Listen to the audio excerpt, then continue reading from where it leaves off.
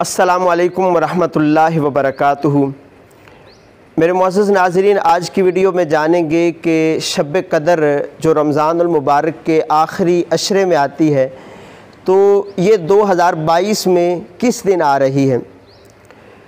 یاد رکھیے کہ بعض لوگ لیلۃ القدر کہتے ہیں، یہ ایک ہی بات ہے۔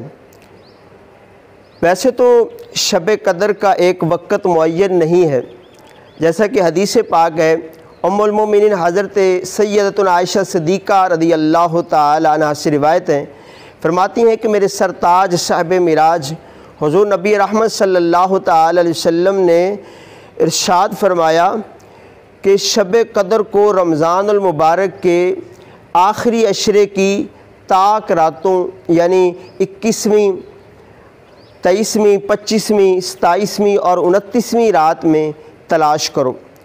تو میرے محترم بھائیوں، اگرچہ اس کے اندر اختلاف ہے، ہمارے بعد بزرگان دین اس کو 27ویں شب کو لیلۃ القدر کی رات جانتے ہیں۔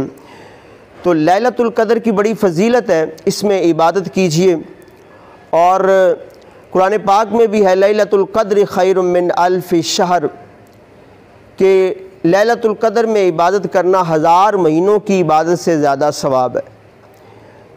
تو اس سال یعنی 2022 میں جو شب قدر آ رہی ہے، 27ویں شب رمضان المبارک کی، وہ 28 اپریل بروز جمعرات کو آ رہی ہے۔ یعنی جیسے ہم جمعرات والے دن روزہ افطار کریں گے تو یہ 27ویں شب لیلۃ القدر کی رات شروع ہو جائے گی۔